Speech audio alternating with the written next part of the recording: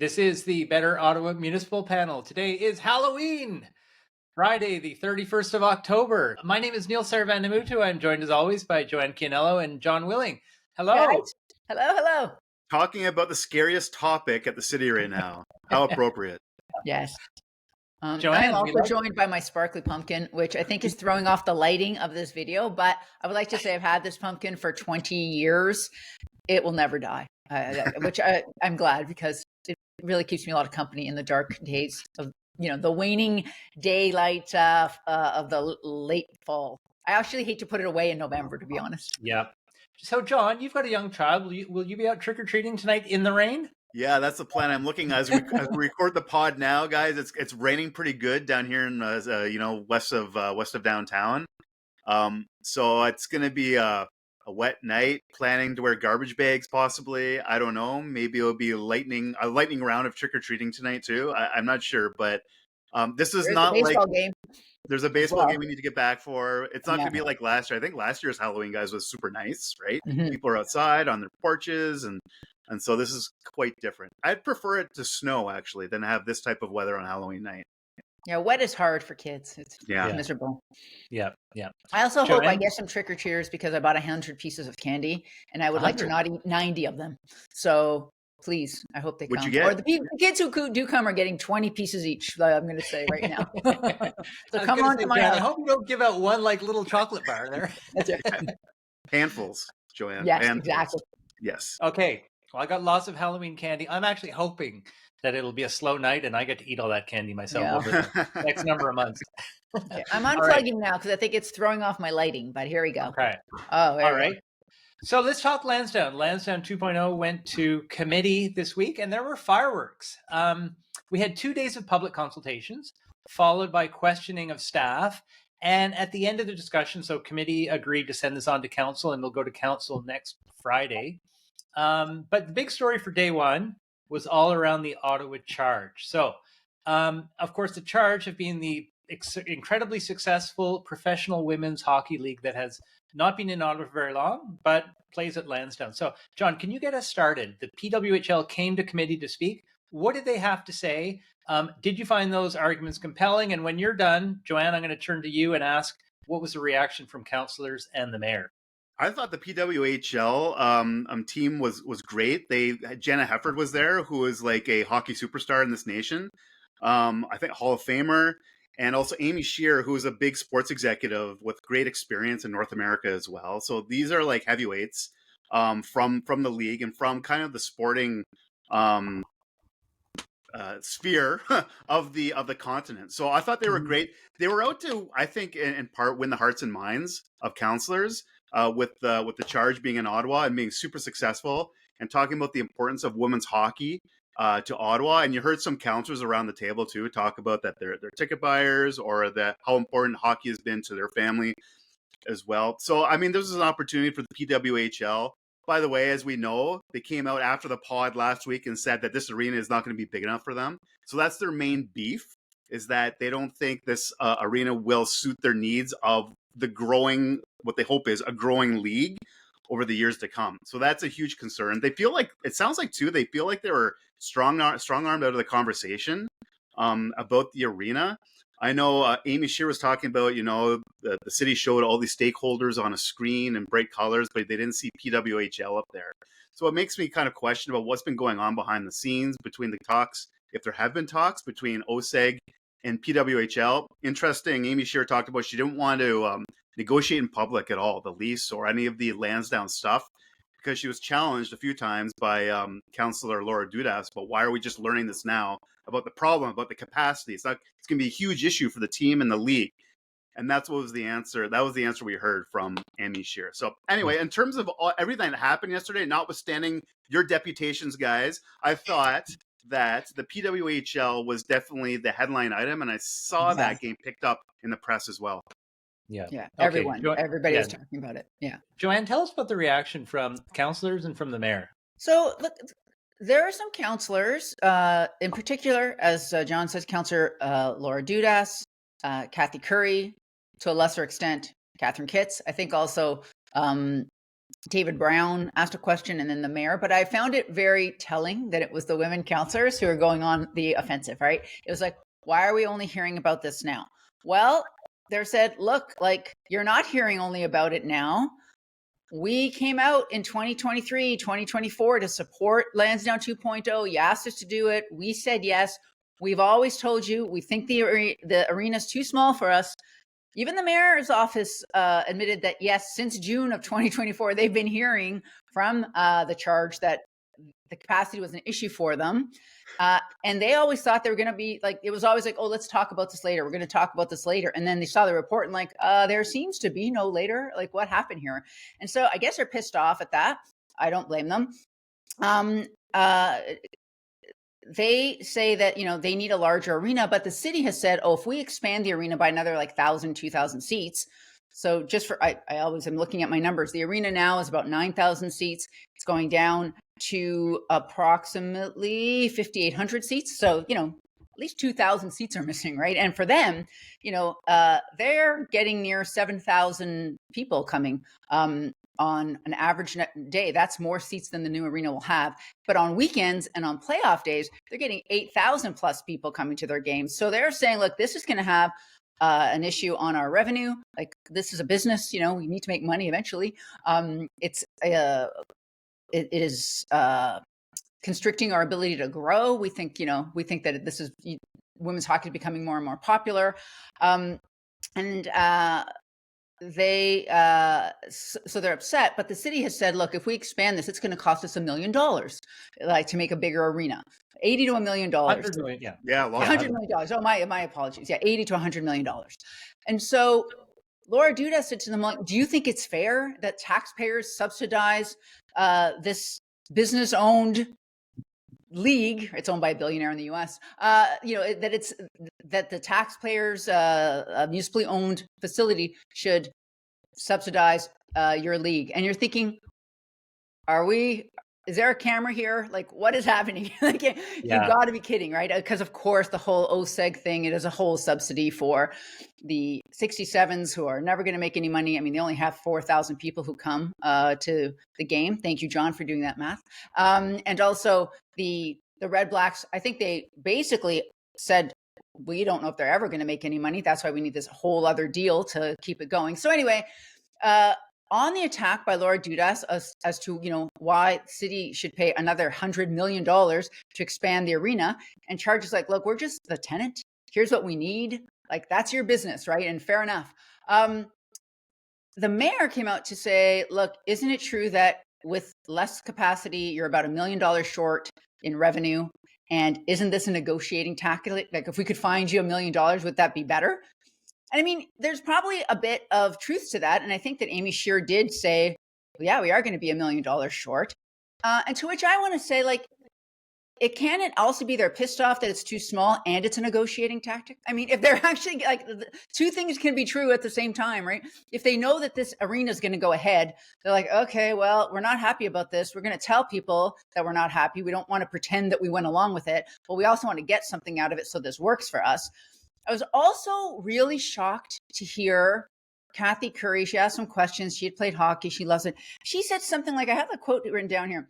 I guess I thought when the PHL was created, it was about women's sports. Go to hell. I'm sorry. But it is about women's sport, but women's sport shouldn't make any money or be financially successful. Only men's sports. Like, the questions were completely out of line. And I think there was a little posturing on both sides. I do think the PWHL is negotiating a new lease, and this might be helpful to them, and more power to them. But in the PR world, like, who wins? Oh, the Charge wins, right? Like, people are furious at the city and how they were treated. Amy Scheer, she does not need any pity. Like, she can stand up for herself. It's not, but it was quite a thing to watch people go at them. Also, a lovely woman was one of the last delegates, I think, on, or maybe the first delegate yesterday, the second day. And she was talking about the finances, but she started with saying, I just want you all to know that people believe Amy Scheer. You should just know that, right? Yeah. And so, like, it is like, the city loses, Charge wins in the bigger discussion on that.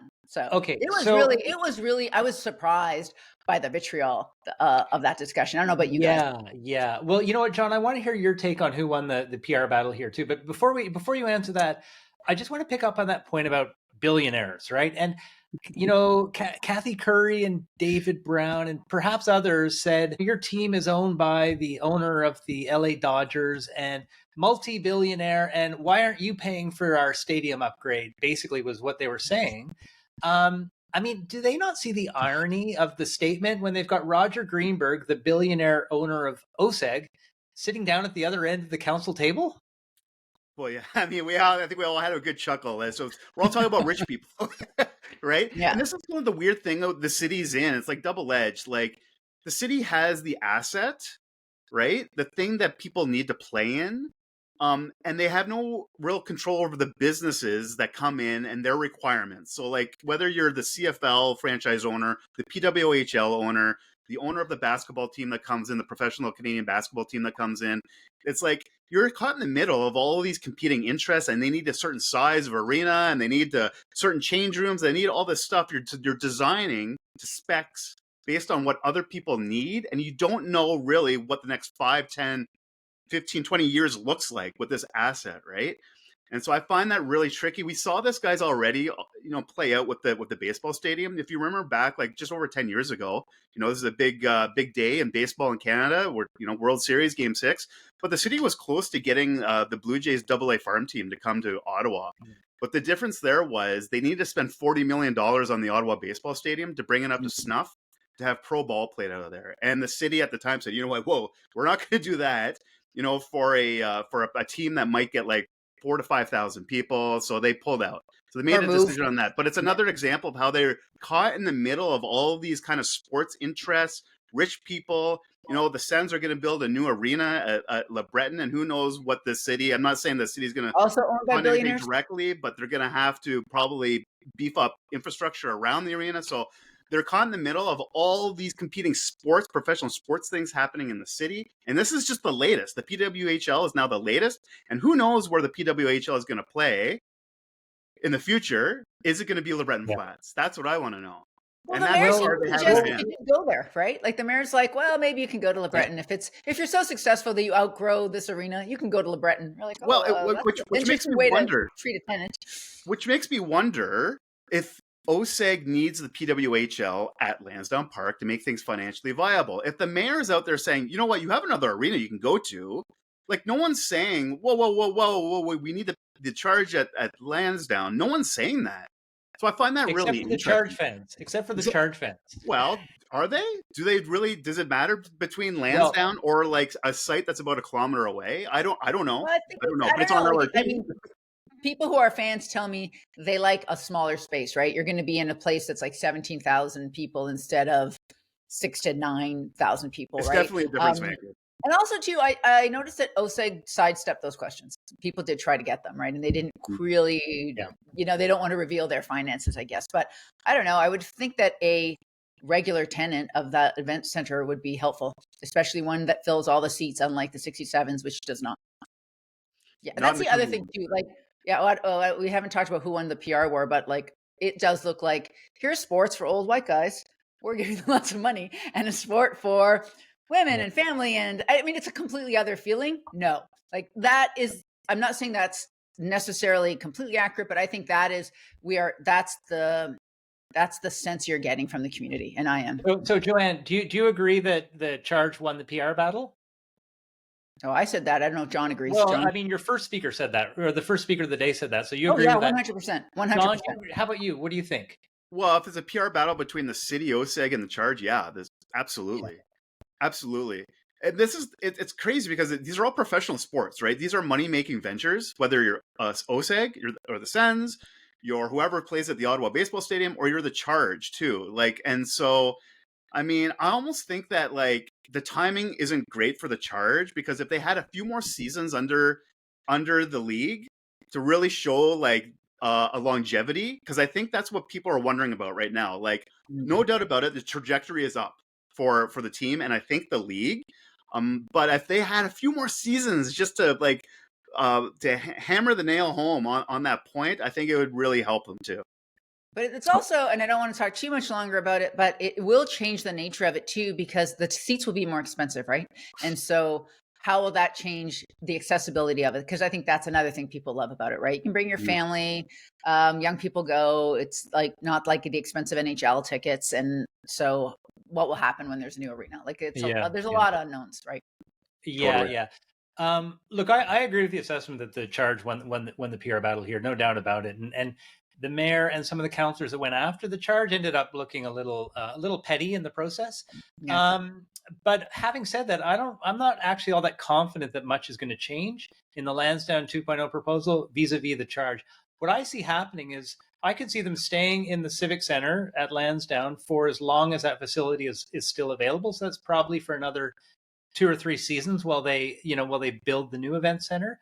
And then as soon as that stadium at Le Breton, if that ever, assuming that comes online, which is supposed to come online like about 2031, 32. Yes.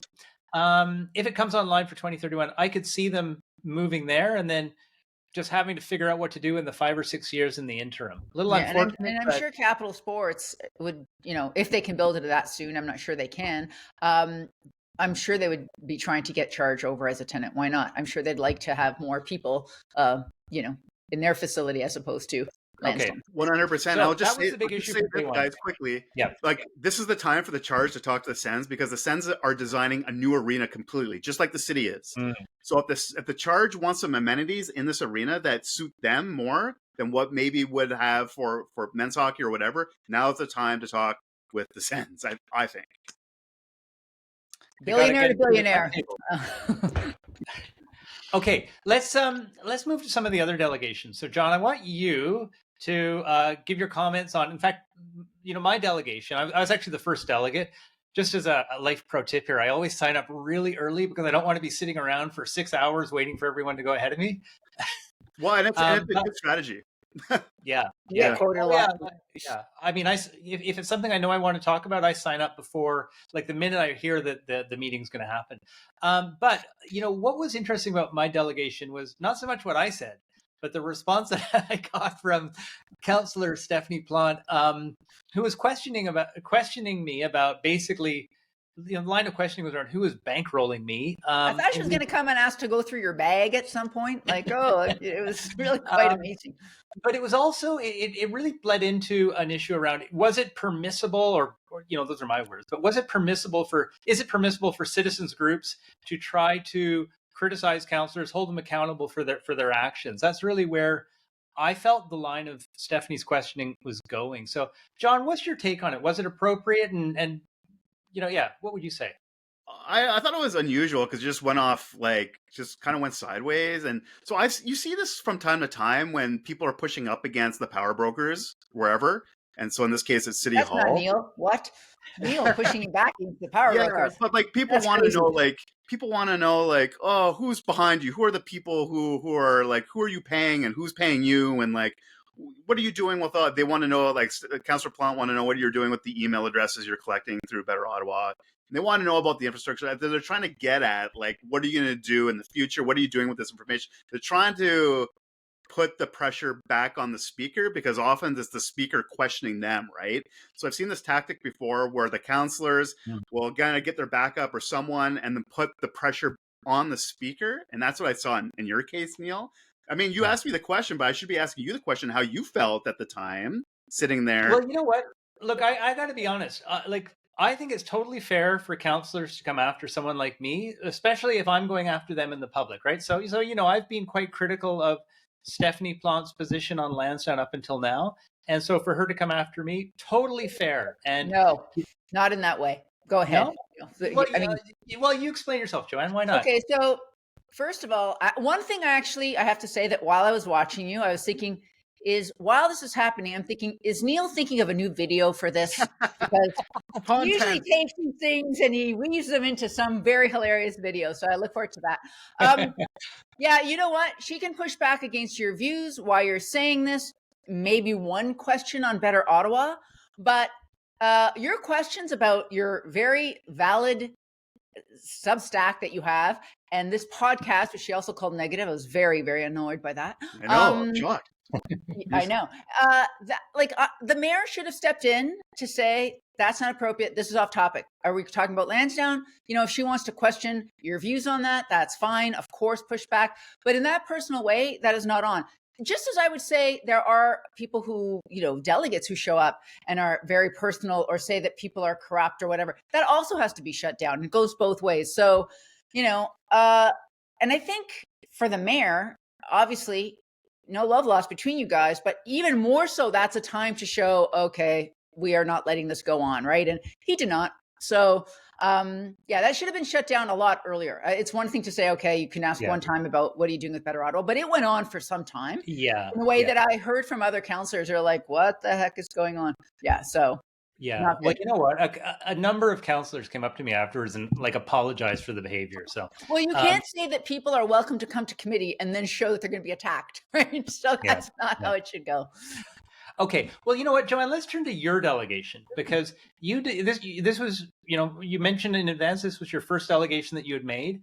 You said you weren't going to take a side either for or against the proposal, but you wanted to talk about transparency and trust in government. So tell us about the experience and the actual message itself. Yeah, so I wish I had taken your advice to get there sooner. I decided to actually talk about it when I heard the mayor say, I think it was a scrum after council, that it's not the public's job to dig into the reports. Being a reporter for 30 years, you could imagine that's not go over well with me. So I'm like, no, I'm going to talk about that. And so I was number 45, and it's a long day, right? I was there after 6 p.m. Councillors were very nice to me, but they're tired, right? And it's hard. Like, first of all, I've spoken behind a mic many, many dozens of times, and still I was nervous. Like, being at that big horseshoe table, I don't know how you felt the first time. I've been in City Hall lots of times and in that room lots of times, but it is a little bit of a thing to be at that table. And I really admire the people who've never done that or who aren't in public life. There was a woman, she was great. Everybody cheered her. I thought she was awesome. She's a bartender who works at the stadium. And she's like a regular bartender, and like her where she serves, they've nicknamed it Gia's Bar, and she has regulars. And she came in to talk about the terrible situation. And she was great. She's like, I've never spoken in public. And thinking about her and how many times I've been on the radio and TV, I thought, oh yeah, it takes a lot for people to come up here. So I really applaud all of those folks who do come to speak, because it takes something. I would say that I felt like maybe I was imagining it, but I could feel like a couple of councillors like rolling their eyes at my, lecturing them on transparency and that. But actually, to be honest, I got some really good questions from Councillor Sean Devine, naturally Sean Menard, who I believe asked every single delegate a question or two, like almost all of them. And I heard later, actually, from a number of other councillors privately, including ones who are around that table, saying they agreed that, they appreciated that I said no one's corrupt or that it's a scam, but the engagement is bad. The communications are bad. It's not clear. The city does a bad job at that. I also felt a bit bad, actually, saying like this report is not the best, right? Because there are people there involved in it. So Isabel Jasmine and even Wendy Stephenson, they've helped me with numbers and understanding budgets over many years. They're smart. And I thought Isabel Jasmine did a good job yesterday answering councillors' questions. I thought it was much clearer. But they're also not writers, right? They're not professional communicators. And so I think the city could really use that. So it's weird to talk about how it's lacking when the folks that are, involved in that report are sitting right there. So, and again, I've been critical in public many years as a reporter. So even that, but no, it was interesting. Actually, Mark Gowdy came by, told me I did a good job from OSEG. So that was weird. And I think that there was a real, I think there was acknowledgement that this could have been explained better to everyone. I think to your credit, Joanna, you just hit it on what I was going to mention. Like you came out and said, I'm not here to say people are corrupt or like this is a land grab by developers or a handout to developers, because often that's what councillors hear, right? In deputations, and it's easy for them to turn off. So I think it's like that. I think that's a lesson for a lot of people who come in to talk to council. Maybe they feel that way though. So I shouldn't say tilt the way they feel. But I think a good way, it's a good lesson in communicating at that deputation table, because when you come in and accuse everyone of wrongdoing right away, people will tune out like immediately. And so I thought that was a pretty smart thing you did, Joanne. And we all knew that already, of course. You're an amazing journalist all those years, fair, balanced, accurate. So I mean, you had the credibility behind you as well, and the reputation. But I thought it was really smart for you to say that on the record too, at the table. Thanks. Also, too, the city is now looking into whether they should have. I talked about how the RFP documents for the construction of event center and the arena. I think we talked about this last week. They were actually supposed to be released to the public, and I've been talking with staff, and they have not been released. And in fact, they're going to try to get them to councillors. And I'm just double checking whether that's actually the case. And I think they possibly made a mistake. So that might be something that's ongoing. So I'm glad to bring that up. I think these are issues that are really important to me. I know that might be silly within the big scheme of things that we're talking about, but I think it's an ongoing lesson we can all learn. Great. Okay, let's turn to day 2 of the delegations, which was, I think, it's fair to say, was more focused on the financial issues. And John, I want to start with you, because what I noticed is that we as a city are having a very hard time even agreeing on the basic facts. You would think that there's numbers and it should be factual and everyone can agree on certain concepts, but that was not the case, right? I mean, even something as simple as, is this coming out of tax revenue? Is it not? Is it new money? Is it existing money? Like we can't even agree on that, right? And so what I noticed, and a number of councillors just kind of cherry picking whatever works for their argument, and then just sort of driving home about that. So, John, is there any way around this impasse? I don't know, man. Like with big issues that come to City Hall, LRT, Lansdowne, big infrastructure projects, people will tend to cherry pick what they want to talk about and want to highlight. I mean, it goes to like making sure the city, on their end has a really solid communications plan up front about easily explaining the numbers. I know we've tried to do it, and Neil, I know you've done it, and whether on the pod or on helping Joanna and I too on the side. But I don't know what the answer is there. The city has their numbers. That's what we're going to roll with. We have questions about the risk, about whether these numbers are actually bulletproof. Of course, we don't think they are when it comes to the revenue. So how do we get over the discrepancy about how people are reading the numbers? I don't think we're going to before next Friday. I think we disagree. I don't think Neil's numbers and the city's numbers disagree. It's a bunch of technicality and the way we want to talk about things because we want to spin it a certain way, right? That's the problem, I think. Well, using the numbers and you're right. The spin about how you want to spin it. The numbers are the numbers. Neil, you use the numbers in your analysis from the city's report, right? Correct. And so the numbers are the numbers. No, but that's true. But I still feel that we're moving into this world of alternative facts, right? And you remember that line from Kellyanne Conway, Trump's press person, like in Trump 1, and at the time we were all kind of shocked by this concept of alternative facts, and now it's like, okay, yeah, we've all got alternative facts. Great, yeah. And you know what? And furthermore, actually, one of the councillors, Laura Dudas, even almost used those words with the PWHL when the PWHL executive was recounting the timeline of communications, that we're all entitled to our facts, right? And so, Joanne, I mean, is this where we're at? Are we going to get beyond this? I don't know that we'll get beyond this, but we do need to push back on it. So I think one of the most ridiculous parts of it was when people were talking about the $17.5 million they were going to put aside in revenues every year for 40 years to pay the debt, to service the $330 million debt. And I hope we could talk about that later, because that's another stupid story. That's another thing that the city, I think, was egregious on how they explained that earlier on. They explained it well yesterday, but not earlier.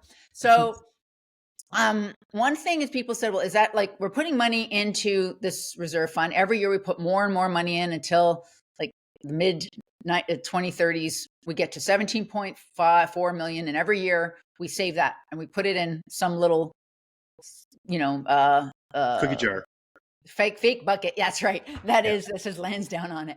And people are like, well, isn't that tax money? Cyril Rogers, no, it's not from taxes. It's from other non-tax revenue. I get all kinds of things, like, for example, the interest we get on our investments, $44 million or something. We take it from that. And he's like, literally, and then he said this, which shocked me. He's like, if you told me to prepare a budget with 0% tax increase, I could still find that money to put in that revenue bar. And you're thinking, okay, this is 1984 speak. Like, Yeah. you want to, okay, fine. You've decided that money doesn't come directly from where you collect taxes, but it's all money. It's all revenue that the city is using. As Jessica Bradley says, it's not money falling out of the sky, right? Like, oh, look, I found this extra $1.3 million this year. I'm going to put it in the Lansdowne jar.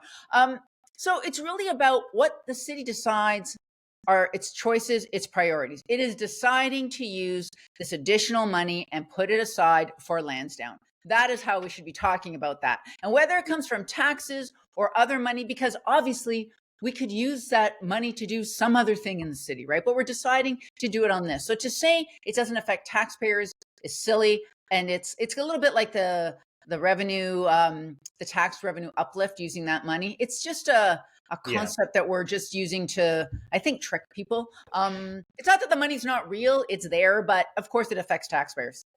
But Joanne, I mean, we had the city's chief financial officer, Cyril Rogers, as you point out, say that, oh no, we're taking it from a different pot of money, so therefore it's having no impact on taxpayers. I mean, it's just like it's ridiculous, and the fact that a senior city official would come to the table and say that is concerning to me.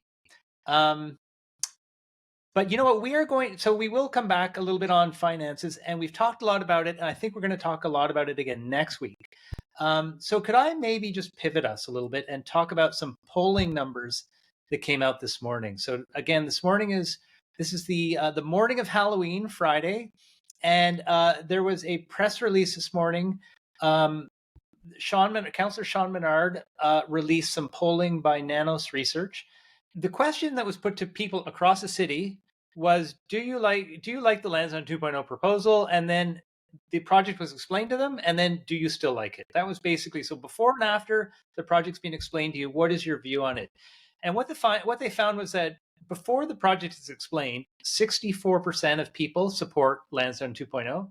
After it's been explained, that number drops to 33%. Or so just think about the flip side of that. 28% initially oppose it. Once it's explained to them, that rises to 60% of the population oppose it. So, John, what's your take on this? Like fresh off the presses polling. Fresh off the presses, so I haven't really dug deeply into it, but I noticed I always like going to the methodology first when I see polls. And this was done by Nanos, by the way, so a very reputable pollster in Ottawa, no doubt about it. And so just looking at the quick methodology, 764 residents in an online, it's called a non-probability online survey, which means they can't put a margin of error on it. But if it was a probability type survey, it would be 3 to 4 percentage points either way. Anyway, I just want to put that out there, that I like looking at the methodology before talking about the polling.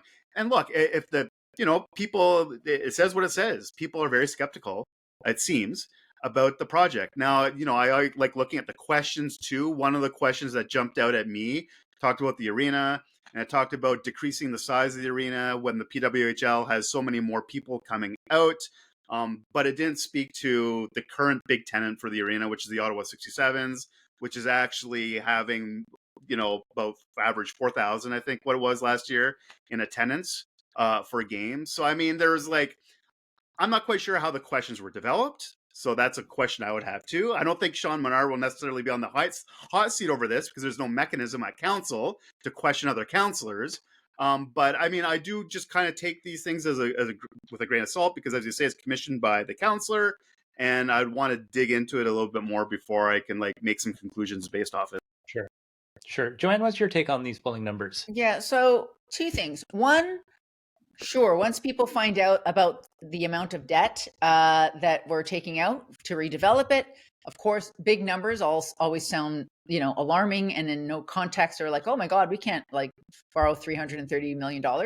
I would say though, in all of those explanations, it did not actually mention that, yes, we're taking out $330 million, but there is a possibility of recouping some of that, right, through revenue. We might not be paying all of that. In fact, we almost certainly won't be paying all of it, but how much we are going to, what kind of discount on the payment we're going to get from revenues is still to be determined, from the future. But so I think that part was missing. If we're going to just tell people the whole thing, if we're going to tell people the facts, let's tell them all the facts. But I was also struck by the amount of people unhappy about shrinking the arena, even before they were told about the PWHL's terms, right? And also the shrinking of the green space. So, yeah, we could dig into the methodology and all of that, but I think in general, I don't want to say whether it's precise or not, but I think in general we can take from that poll what we've been hearing about, and that is like people are kind of skeptical about what this plan is like. They have questions. What is it all about? And so I think that's the big takeaway I've taken from this week, right? And that is, I don't actually think people change their minds very much, but like whether they're for it or against, but I think they have a lot more questions and a lot less trust in how this has been made. And especially after previous projects and LRT, right? People have been talking about LRT a lot in the same sentence as Lansdowne Park. And so what's the phrase, twice shot, twice bitten, once shy, or something? Right, shy, yeah. I don't know. So this is like our second time, after LRT possibly. And that's what makes, I think, more people even skeptical about a big infrastructure project like Lansdowne Park. What about you, Neil? What did you think of the poll?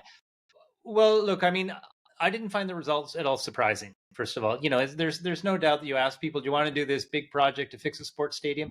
We know this from across the world, right? People are skeptical about spending money on sports stadiums when any city's got all sorts of other priorities that it needs to be putting money towards. I don't know that this is going to change a lot of minds around the council table. I think those that like the data will use it. Those that don't will just ignore it. But it does, it actually makes me think of a quote that I heard around the council table yesterday from Tim Tierney. So Tim Tierney he mentioned that he'd been getting a lot of correspondence on Lansdowne. And the phrase that he used, I have to say I quite like this phrase. He said, this was like correspondence was based on the spaghetti that's out there, which good luck. Italian. I take offense at using delicious food in that negative manner. But what it does make me think, and it also comes back to this previous discussion we've had around alternative facts, is can we really agree on anything? And is it the public is going to go with whoever their gut tells them to trust. And so I don't think the city is looking particularly trustful at this point after their interactions with the Ottawa Charge, with a lot of these questions that are coming up. And so quite frankly, I just wonder, for these pro-Lansdowne advocates, like around the council table, is this putting them in a very difficult position? Like John, I mean, it's much easier for someone like me to come out and say $1 billion or $500 million boondoggle versus someone trying to explain the intricacies of property tax uplift and waterfall distributions. No kidding. And I'm glad I'm not a counselor to have to vote on this and try to it's tough to understand as a reporter doing Lansdowne 1.0. It was like this new waterfall scheme, and how does that work? And what do you mean, like revenue distribution? And so it was very complicated even as a reporter to explain it. We had a giant binder. Sorry to interrupt, John. I claimed I wasn't going to, but that was a lie. Do you remember we got from the city those giant binders? I remember having to take it out all the time to look through. What does that mean again? Like it was really, really hard. We would have like one-on-ones with the city manager because it was so complicated. I mean, they were trying to get us to understand it, to be fair, but so how is anyone supposed to understand how their money's being spent? Sorry, John. And people are trying, right? People like yourself, Neil, right, are coming in and saying, hey, like you have experience with numbers. Here's my expertise, how I'm reading the numbers here, what you need to be talking about. And other people are doing the same. But boy, is it tough. It's a tough file for the average citizen to. Spaghetti is actually a great comparison. I wish it was more like bow tie pasta, where you can just pick one at a time. But spaghetti, as delicious as it is, can be super tangled. Yeah. Ain't that the truth? And you know what? The other thing that I found with these numbers is like there'll be something that I'll find that I think is a bit unusual, and I'll present that. And I'll notice that certain councillors might try to follow up with that and ask questions of staff around the committee table, but that's just like that table just doesn't work for that level of detail, right? Like you're trying to take this very complex issue, then boil it down to a very simple question, and then staff can just reply, just give you a reply that doesn't even barely sounds English, right? And what do you do with that? So sometimes that's the difference between like the time between the committee meetings and council. Sometimes those things are worked out if people remember. Yeah. Okay.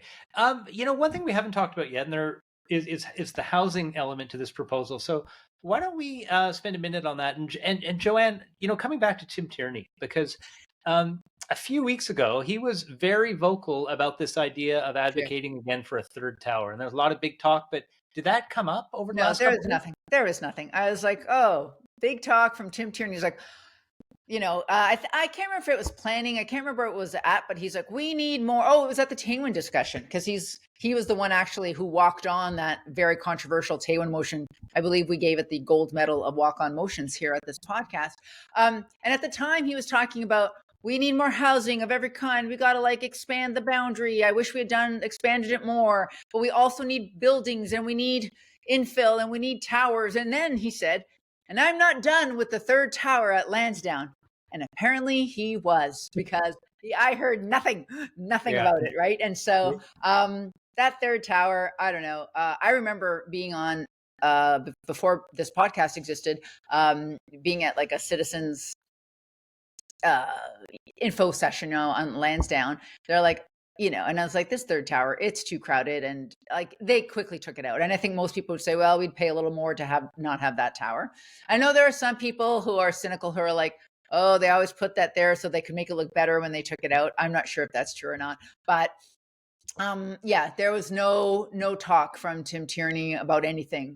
Maybe it'll come to council. I don't know. I haven't talked to him about it. You mean another walk-on? Another walk-on? I cannot have, is he? That's not happening. The mayor's office is not going to let that happen. So not happening. Okay. So that'll actually, I hope it should happen, because that would be hilarious. But okay. So John, I want to turn to you and ask about another related housing issue, which is the valuation of these air rights. Okay, because this is something that the more you look at it, the stranger it becomes. It makes right? no sense. Yeah, right. Oh, so just let me set this up. So we are told that a developer has paid $65 million for the rights to build 2 towers in the sky. So they don't own the earth, they don't own the ground, they just have the right to build in the sky. At the same time, if you remember back, we have the Ottawa Senators the Ottawa Senators bought 11 acres of land at Le Breton Flats for about $30 million. So 33.5. Yeah. Okay, 33.5. So sort of half the price, and they're getting 11 acres, and they get the ground also. So how on earth, have you heard anything that reconciles these two? Because these two numbers seem to be off in different universes. Are you saying that NCC gave the Sens a sweetheart deal on the land? I actually did a little, because I was having an argument with someone who said, oh, the NCC gave them a really good deal. And I went back, John, you'll remember covering this, and we live near it, the Westboro Convent lands. Those were $12 million. And they were, if you put on inflation, they were just a little under per acre what the Sens paid at the NCC. So I think, I'm now taking on John's answer, but I talked to developers. They're like, I would not have paid that. I don't know what they're doing. There's no way Trinity was going to pay that, obviously. So that's why they lost. But John, over to you. Well, no, to your point, Neil, I think what you're getting at are is this it's just a crazy number that people are, or this corporation's paying? And are they actually going to, I guess the next question is, will they actually follow through with the development? Because that's a problem for the city, because it flows into the revenue scheme and how everything's going to be paid for. I think Joanne and Neil, you both talked about they just need to put up $1 million up front to get themselves into the game, and whether they build or not, that's the next question. We hope we need someone to build, right, for the revenue. But that's what I think that I know one of the deputations, Carolyn McKenzie, right, the chair of the Planning Advisory Committee, was talking about, and she did a really good job. And I think it's a fair question about whether that valuation is going to be, is it going to follow through? Is something going to be built? That's what people want to know, because it's really important for the whole scheme to follow through, especially for the city. Well, I want to just say, I think there was an extra $10 million that Mirabella put in because they're going to be using the city garage. And here's how it is explained to me by some finance people at the city. And that is, the original way they were going to build the garage, we were going to build 140. Well, we were going to own 140 spaces, but we were going to lease it to the developer. And then over time, we would make money. Except at the beginning, we would be as a city, we'd be falling $600,000 short or something like that every year that we'd be covering. But under planning law, you can't do that, because that would be bonusing to the developer. So now the way it's financed, we break even. So the developer's putting $10 million up front for air rights, for the parking, so that we are breaking even on that. So it's kind of just a moving money around thing. I know that's confusing, but still, so if you just take out that 10 million, for the parking, it's still $55 million of air rights, right? And you have to think, like, when you get a bid that's too good to be true, is it? Like, yeah. So, and it's interesting. The other bidder to build the podium and the towers was Trinity. They are the second partner in OSEG with Roger Greenberg of Minto. And they would not say what their bid was, right? I mean, it's interesting because on the construction of the arena and event center, we saw what all the three shortlisted people bid. We saw the prices, but for the podium and retail towers, we did not see that, and I wonder why. Well, that's a great point, Joanne, because what the city said was that that's commercially confidential. We can't say what the Trinity bid was. And yet on the other side, no problem, right? Yeah, so I don't know if that is. We need to push back on that point. Yeah. So, okay. I mean, time will tell. Like within 5 years, we're going to know whether that was a crazy deal or not. Right. Okay. I want to step back and ask both of you, when that document arrived on your desktop, like the Lansdowne 2.0 proposal, tell me one thing in there that you saw that really surprised you. Who wants to go first? I'll go first, I guess. Like, one thing that I keep thinking about the park of Lansdowne Park versus the things that are at Lansdowne Park that you need money to participate in. So the event center, the football stadium, restaurants, shopping, etc. Like, when I having like a young child, I like to go to young Lansdowne Park to participate in the park activities that you don't have to pay for and hang out there. So I know there's been discussion about green space, loss of green space, but like, one thing that I kind of wish I knew more about was, what are we going to do with now the shrinking park part of Lansdowne Park, and how are we going to animate that and make that an interesting place for people to go and hang out? And I think there's some great first steps there. Look, I think the rink in the winter is great. I think that basketball court's really nice. The playground, I'm not quite sure about. I know Councillor Sean Menard talk about the water feature there that people, I know we have treated it as a splash pad that's treacherous for kids to play in. So, and the lack of trees, and I know the design is going to talk about more trees, more electricity for festivals, which is wonderful. But I'm kind of interested in knowing what's going to be available for people who don't want to pay a lot of money to go participate in an event at Lansdowne Park, just to hang out there and just be one with the park, I guess. So that's one thing that surprised me, I guess, in the discussion. And the other thing I'll say very quickly. You're cheating. I know, but I want to say, I've come around to this idea of like the roof missing from the north side stands. At the beginning, I was like, you know what? Football people are hardy, but the more I think about it, I'm like, it's really nice to have that roof on that north side stand. And I'm thinking about the new stadium that's being built in Buffalo. It's super expensive, but it's going to be, protecting a bit for the fans, but the field itself will have the elements still. So I think if I had to center on two things, those are the two things I think of when John, on that last point, I don't know if you caught it, but I just remember this because I listen to the committee meetings when I'm out walking my dog, right? So you do something that triggers me, and I think, where I was with my dog on the like on that corner. But on that point, I remember I think it wasn't the mayor. The city staff said, "Well, we've built the north stands, but we could always put a roof on later." And we've designed it so we could put a roof on later. Like, come on, is that doing that? In what world does anyone believe that? Yeah, exactly. So, Joanne, what surprised you? Yeah, well, I think we've talked about it a lot because to me it was that we are saving $17.4 billion every year for 40 years to pay a million. I have used all the wrong numbers today. This is good podcasting. But I'm cheating too because we talked about that a lot. So I'm actually going to say something else because the fact we were saving that money every year for 40 years, weirdly responsible, but we didn't talk about it. And I find that disturbing. But I was also say what I was really surprised when I first opened it and read it quickly was that we are increasing the municipal accommodation tax by 1 percentage point, and that we just we're just taking some of it and putting it to Lansdowne. There's no discussion on that, no committee discussion. How did that happen? I mean, I guess it's good because it alleviates, that is actually one of the revenue streams that is almost guaranteed unless everyone stops coming to Ottawa and staying in hotels and Airbnbs. But I was like, was it the mayor chatted with his friends at Tourism Ottawa and the hotel organization and dreamt this up? Like, I just found it surprising, I suppose I would say. And I just thought, like, where did that come from? No one's ever discussed this before. And I think, John, you said either last week or the week before, maybe last week, it's been a long week, but to like, oh, can we just use that money for whatever we want? Like, how about Byward Market? How about other things? And so I thought, where's the transparency in that? I was wondering why that happened, but people are happy to have the money. They don't have to charge locals for. So we just took it. Well, can I tell you what the one thing that surprised me about this proposal? That was that we are losing that piece of public art on the berm. You know, it's called moving surfaces. What we're hearing now in the staff report, and this was really buried quite deep in, is that it will be decommissioned. Now, I know there was a motion at committee to see what staff could do about this, but I think I don't think anyone's got high hopes for that. So I was really disappointed to read that, because I find that is an iconic part of the park of Lansdowne Park, and I'll be really disappointed to see it go.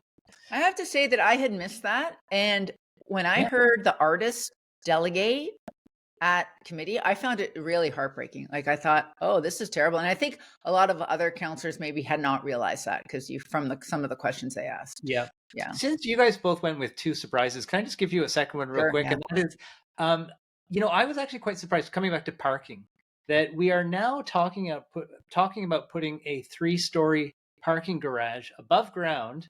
Oh, yeah. Sort of below.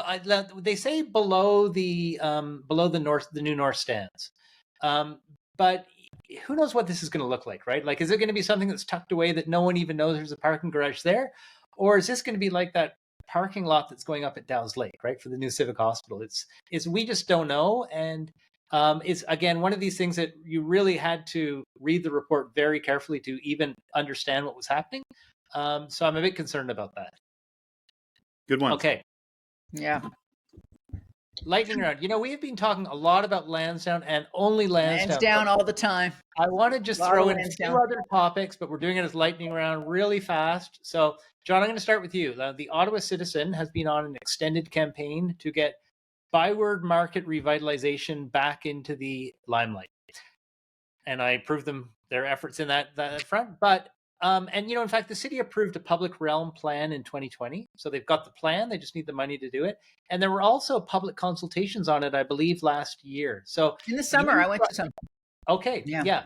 John, you've brought up the Byward Market on this pod a number of times, as Joanne just mentioned. But like, is the market basically getting ignored here because Lansdowne is sucking all the oxygen out of the room? Yeah, the market and every other city issue that's happening. Homelessness, like social issues, you name it. The budget, exactly. I mean, the budget will be the next thing, right? And so things like Byward Market will fall, like everything will fall into that bucket. But I do believe, like, look, the city wants to do something with the Byward Market. They have a plan. I know I saw some reporting by the Citizen this week already. One business owner, anyway, is taking issue with the parking, the loss of parking potentially in the market. And I think that's going to be a narrative that's going to percolate for all time, anywhere, but certainly in the market. But yes, Neil. It's taking the heat off Lansdowne, but because it's the big anniversary coming up for the Byward, I'm sure something's in the works to have something big happen within the next year, or a big announcement anyway. Okay. You know what? I'm going to change the rules midstream here. Lightning round is now 90 seconds. That's my lightning. You did it, John. You managed to get it just in time. Okay, next question for you, Joanne. And I have to admit, this is one that really like boiled my blood when I got this. I got an email from the city. This was caught up. This, as did many other taxpayers. Anyone that pays their property tax bill by direct debit is now being charged 55 cents for the privilege of doing that. And what upsets me about this is that if I wanted to, I could take my property tax bill. I could walk down to City Hall or take the bus down to City Hall. I could go up to a cashier, pay my bill by check or whatever means, and I could do that for free. And yet when I do the automated approach that should cost me nothing and cost the city nothing, they want to charge me 55 cents. So is that appropriate? Like, what's going on here? That's for me. Oh, I thought I was getting another question, but yeah, it doesn't look great. I think they do actually pay a fee for that. I think the city is just recouping its own fees. It's not like it's making money on that, and I think it is for pre-authorized payments.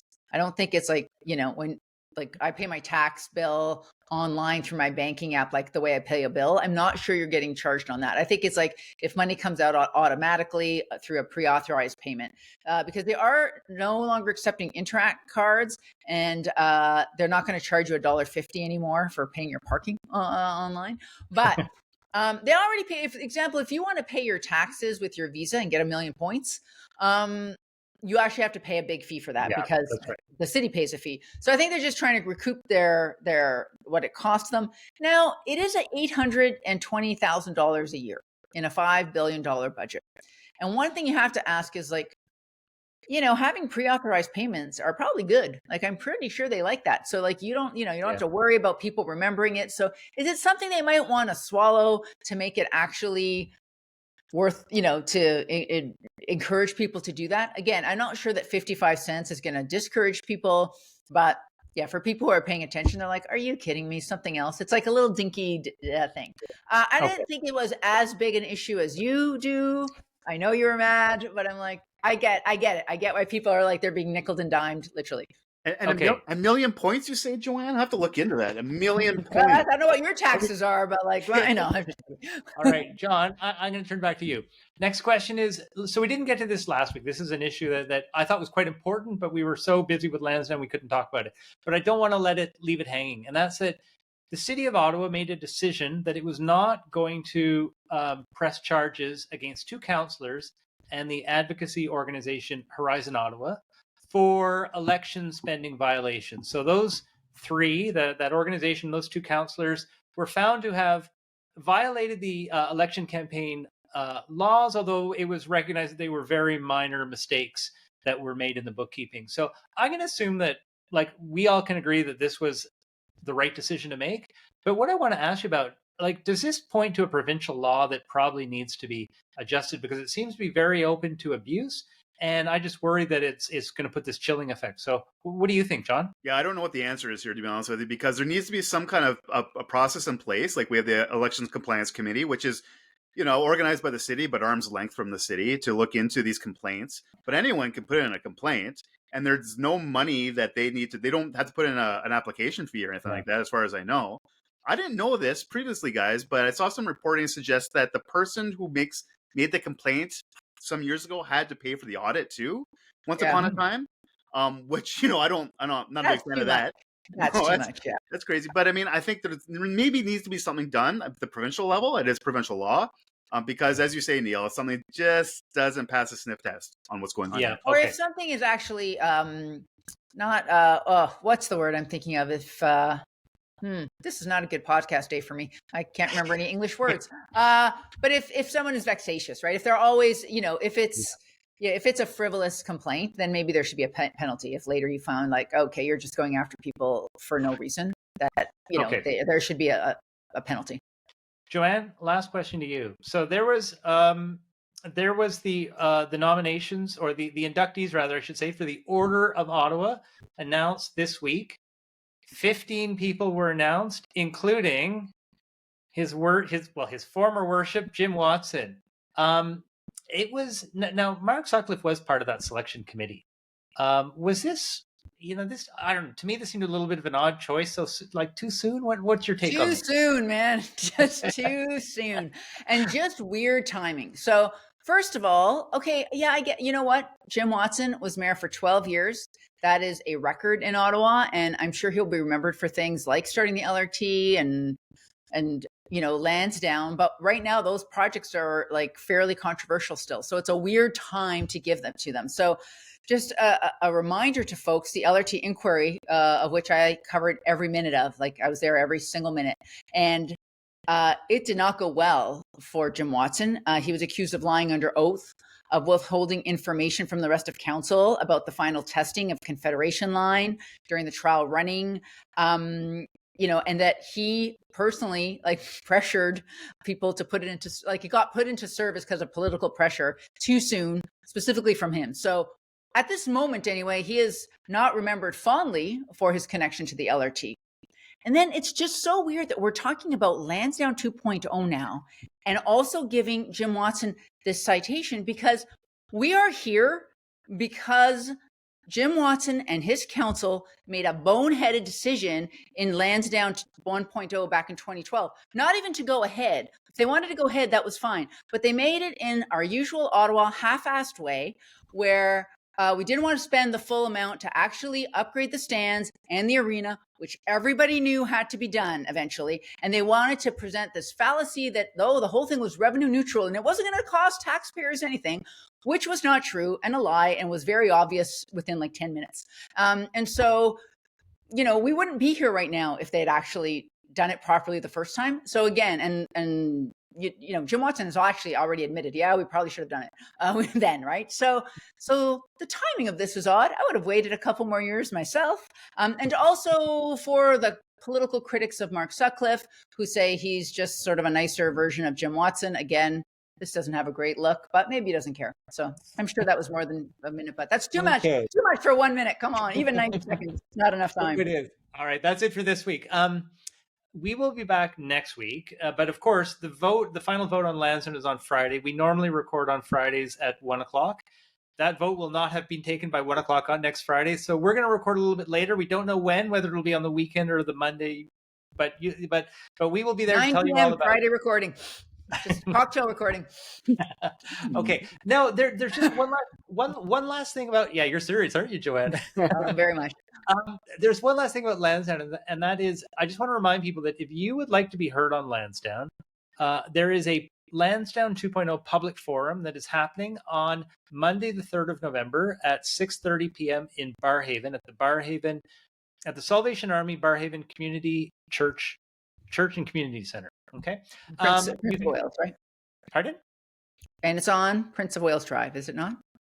It's near Fallowfield Station. Oh, okay.